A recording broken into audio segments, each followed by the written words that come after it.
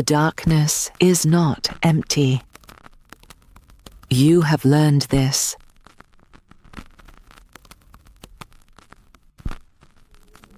There is the straw beneath you, damp at the edges where the stone weeps. There is the smell of the place, iron and rot, and the particular cold that belongs to rooms that never see sun. There is the woman, 2 cells down, who has stopped making sense in her words, but has not stopped making sound. A low, continuous murmur that you have come to think of as prayer, though you cannot make out the shape of it. There are the sounds of the building itself at night, the timber contracting in the cold, the drip of water somewhere beneath the floor, the distant and unmistakable sound of a world continuing without you. Your name is Rebecca Nurse. You are 71 years old. You have lived in Salem Village since before most of the people trying to kill you were born. Tomorrow morning, they will come for you. You know this. You have known it since the jury foreman read the word aloud in the courtroom, and the word was guilty, and the room did something around you that you felt in your chest before you heard it with your ears. You know it the way you know all unbearable things, by having held it long enough that it has stopped feeling like news and started feeling like weather. Like a thing the world has decided to do without consulting you. You are not afraid. This surprises you less than it once would have. The fear was very present in the early weeks. In the first nights in this cell, when the shock of it still had edges sharp enough to cut, and sleep would not come, and the dark felt like a living thing pressing against your face. The fear has not disappeared. It has simply been worn smooth by time, the way river stones are worn smooth, until what remains is not fear exactly, but a kind of readiness, a standing at the threshold. You are 71 years old. You have buried 2 children. You have stood beside Francis through losses that would have unmade a lesser marriage. You have spent 50 years learning what it means to trust something larger than your own understanding. You close your eyes, not to sleep, but to remember.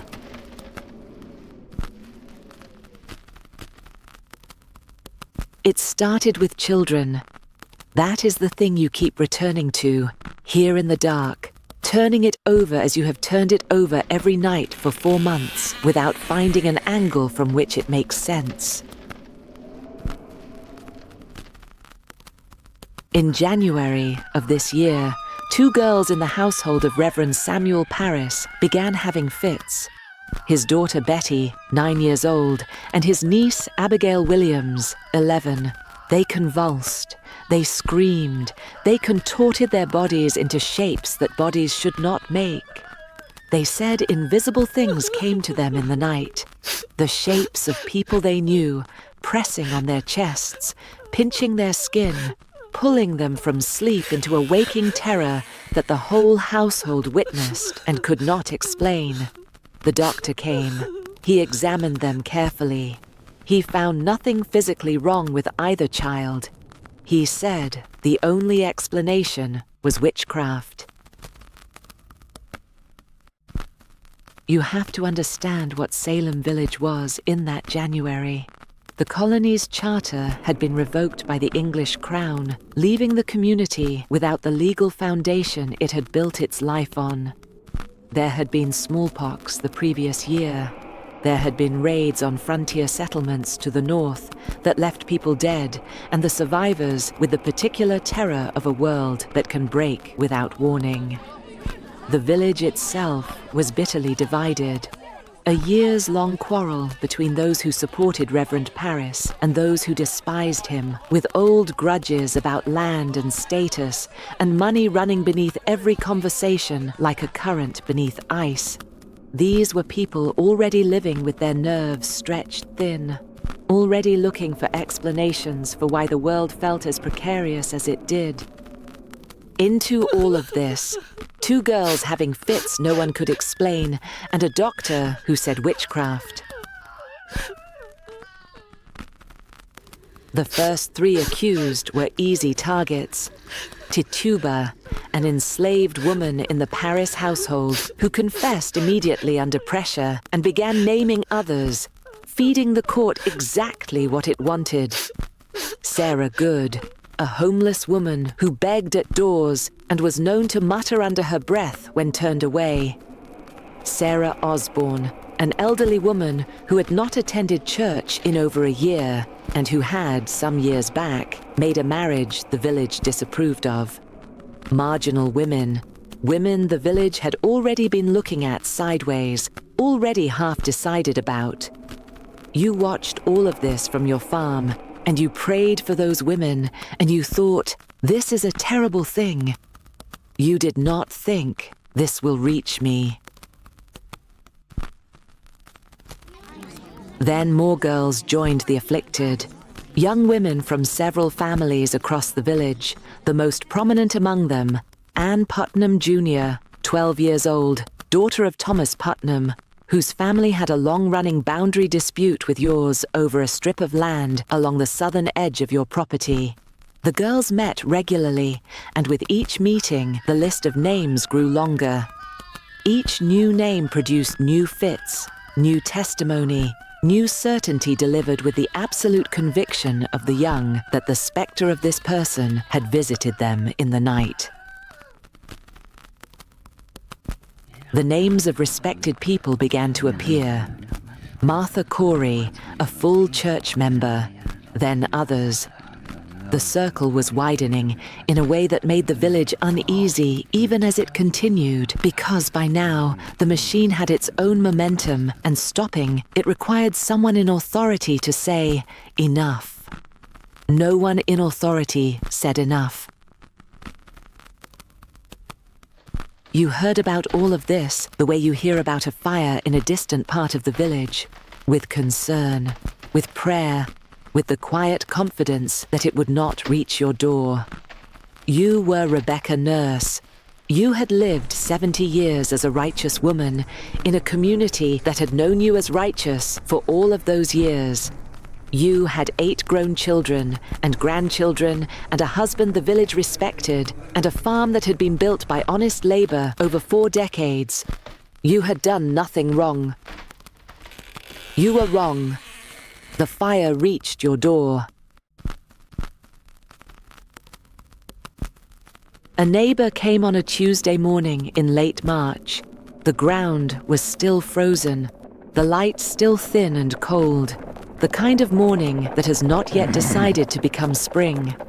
She had the face of a person carrying something unwanted, a specific expression you have seen before on people bringing bad news, that mixture of reluctance and the relief of finally putting the burden down. She said, "Rebecca, they are saying your name." You were in your kitchen, your hands still floury from the bread you were making, and you said, "Whose name?" "Yours," she said. "Anne Putnam says your spectre came to her in the night. She says you tormented her. She says she knows it was you." You have known Anne Putnam since the child was born. You have watched her grow in the meeting house pew across from yours, watched her take her first communion, watched Thomas Putnam bring her forward at the church door. You have sat in the same room with this family every Sunday for years, sung the same psalms in the same voices, shared the same God. You looked at your neighbor standing in your doorway and you said, "That is not possible." Your neighbor said nothing. Her face said, "I know." Her face also said, "It does not matter." Francis came to find you still standing there with your floury hands. He took them in his and looked at you with the expression he sometimes had, half afraid, half certain, and said, "We will answer this. We will go before them and answer it. and it will be answered. He believed this completely. You could hear that he believed it completely. And because you had spent 50 years learning to trust his judgment, and because you were Rebecca Nurse, and you had done nothing, and the truth was the truth, you believed it too. The constable came to your door 8 days later. You remember your hands going still on the latch. You remember the sound of his knock, which was not loud, but which seemed to take up all the space in the room. You remember Francis coming up behind you. You remember the walk through the village to the examination, the faces at windows, the doors not quite closed, the particular quality of silence that settles over a community that has chosen which side of something it intends to be on and is waiting to see if you know it yet. You walked with your back straight. Every step was a decision. You thought, I will answer them. The truth will answer them. You did not know yet what kind of court you were walking toward. You did not know that in this court, innocence was not a defense. You did not know that in this court, the only path to survival was to confess to what you had not done and then name someone else as guilty, to feed the machine one more name, buy yourself a little more time, and leave someone else's door to face the knock you had just faced. You would not have done it even if you had known. You were Rebecca Nurse. This was not stubbornness. This was simply who you were.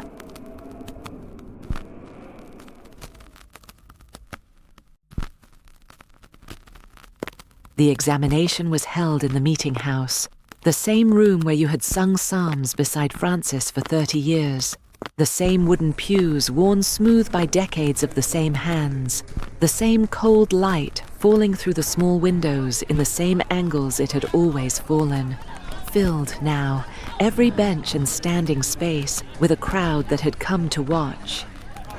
Chief Justice Stoughton sat at the high bench with the expression of a man who has already written the ending and is simply waiting for the story to reach it. You looked at him once and understood, and looked above him at a fixed point on the wall that belonged to no one in that room, and kept your eyes there. Then the girls began. Anne Putnam was closest to you. She looked at you across the courtroom floor with an expression you have turned over in your mind every night since and still cannot name precisely. It was not malice. You wish it had been. That, at least, you would know how to place in the world. It has a shape, a cause, something that corresponds to human darkness you have encountered before.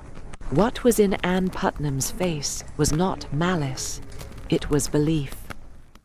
The total, closed belief of a child who has been told something so many times by so many adults that the telling has become indistinguishable from truth. She believed what she was doing. She believed she was telling the truth. That is the thing, above all others, that will not leave you alone in this cell. Not the injustice, not the verdict, but the face of a 12-year-old girl who genuinely, completely believed. You turned your head. She cried out, clutching her neck. You clasped your hands. 2 of the girls fell to the floor. You stood still. A 3rd girl began to convulse. This is what spectral evidence means.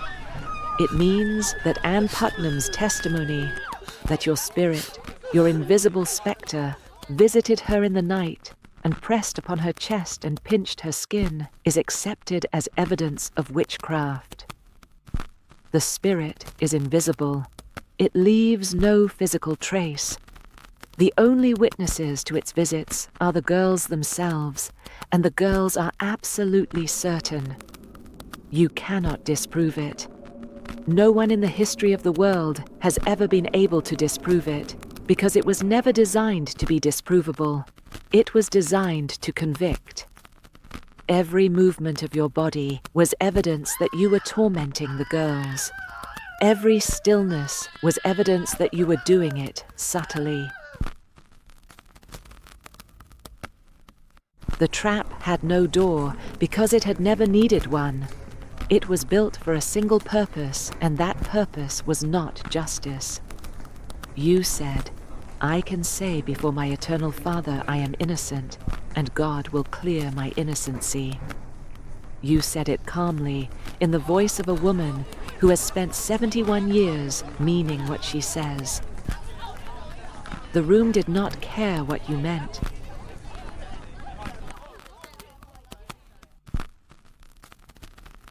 The jury went out. You sat in the anteroom and turned inward to the place that has always been the truest place, the interior stillness where you have spoken to Father every morning of your life since you were old enough to understand that he was listening. Father, you said, in the silence behind your lips, where no court has jurisdiction. Father, thou seest what is true here. Thou knowest what I am. The jury came back, not guilty. You closed your eyes. The room erupted around you. Voices, the sound of the girls beginning their performance again, Stoughton's voice cutting through the noise.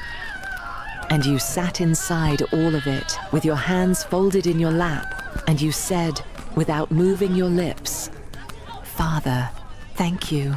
It is over." It was not over.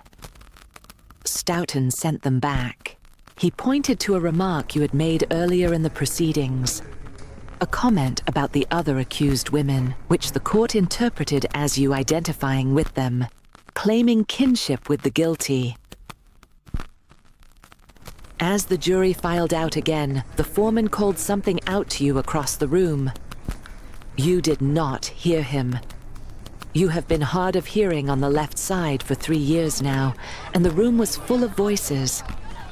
His mouth moved. The words did not reach you. Your silence was taken as confirmation of guilt. They were gone, perhaps 20 minutes. Guilty. You stood with your hands folded and your back straight and felt the word enter you, the way cold enters a room when a door is opened. Not violently, just completely, filling every space available until there is nowhere in you that it has not reached. You thought of Francis, his face when he brought the petition to your cell. 39 signatures, he said. I could not get 40, but I got 39. And his voice when he said it had something in it you had not heard before in 50 years of knowing his voice. Something close to a man speaking from a place he does not know how to leave. You thought, he will keep fighting. He is not made for stopping. He will find another letter to write, another man in authority to petition. This is who he is, and has always been. In the days that followed, you wrote your statement, the explanation of the remark the foreman had called out, the deafness, the silence that was not agreement, but simply the failure of sound to travel across a noisy room to a woman who could not hear on her left side. Francis sent it where it needed to go. The governor read it and granted a reprieve. Then the afflicted girls had new fits. The reprieve was revoked. They told you on a Tuesday. You sat with it for a long time, alone in this cell, holding the fact of it the way you hold something very heavy, not trying to put it down because there is nowhere to put it, just holding it and breathing. Then you asked for a candle. You read your Bible until the candle was gone. Since then, you have been praying, in one form or another, in the dark.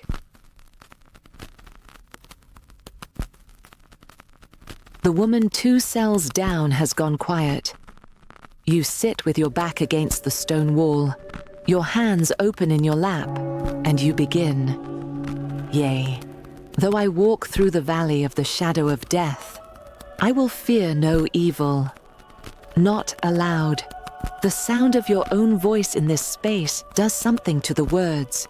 You say it in the interior place, the place that has always been the truest place, where you have spoken to Father every morning of your life since you were old enough to understand that he was listening. For thou art with me. The stone is cold through your dress. Your hands are cold. The body adapts to what it is given. This is not courage. This is simply what bodies do. Thy rod and thy staff, they comfort me. You think of Francis, not the Francis of the courtroom, fierce with petition and advocacy. The earlier one, 40 years ago, standing in the doorway of the house you had just arrived at together, before the children, before any of the life you were about to build had been built. He turned to you, half afraid, half certain, and said, "We will make something good here, Becca. I promise you we will." He kept his promise. 8 children grown. 40 years of Sunday mornings, his voice half a beat behind the others in the pew beside you, the way he slept, with one hand open on the pillow, as though waiting for something to be placed there. Whatever tomorrow brings cannot unmake what was made. Surely goodness and mercy shall follow me all the days of my life. Somewhere in Salem Village, Francis is awake. You know this with the certainty of 50 years. He is lying in the dark of the room you shared, his hand open on the pillow, and he is awake. You want to tell him something. You have composed it many times, and it is never quite right. Words are insufficient for a thing that is not a statement, but a fact. As plain and as large as the ground itself, you would not trade a single morning, and I will dwell in the house of the Lord forever. Morning will come. You will not be afraid when it comes. You have decided this. You close your eyes and hold in the place where no court has jurisdiction. The face of the man who made you a promise 40 years ago. He kept it. You wait. You were there.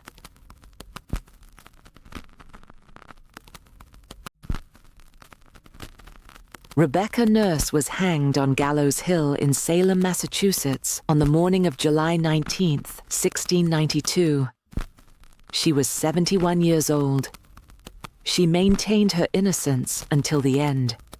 She was one of 19 people executed during the Salem witch trials of 1692. A further 5 died in prison, awaiting trial. One man, Giles Corey, 80 years old, was pressed to death under heavy stones for refusing to enter a plea. Over 200 people in total were accused before the hysteria collapsed in the autumn of 1692, when the governor's own wife was named among the accused, and the court was abruptly dissolved. The court that condemned Rebecca operated on spectral evidence, the testimony of the afflicted that the accused person's spirit had visited and tormented them in the night. It was evidence that could not be disproved by any means available to the defendant. Several ministers argued publicly that spectral evidence was unreliable and should not be admissible in court. They were ignored until it was too late. The primary accusers were young women and girls, the most prominent of whom was Ann Putnam Jr., 12 years old, daughter of Thomas Putnam, whose family had a long-standing boundary dispute with the nurses. In 1706, 14 years after the executions, Ann Putnam Jr. stood before the congregation of Salem Village Church and read a public apology. She said she had been deluded by Satan. She asked forgiveness of the families of those she had accused. It was the only public apology ever made by any of the accusers. Francis Nurse did not stop fighting. After Rebecca's execution, he and their children retrieved her body from the mass grave on Gallows Hill, secretly, at night, and brought her home. She is buried on the Nurse family property in what is now Danvers, Massachusetts. Her grave is still there. In 1711, the Massachusetts General Court formally reversed the convictions of Rebecca Nurse and many others and awarded restitution to their families. In 1992, 300 years after the executions, the state of Massachusetts formally apologized. What is not debated in any court that has considered the matter since 1692 is this: Rebecca Nurse was innocent. She knew it herself.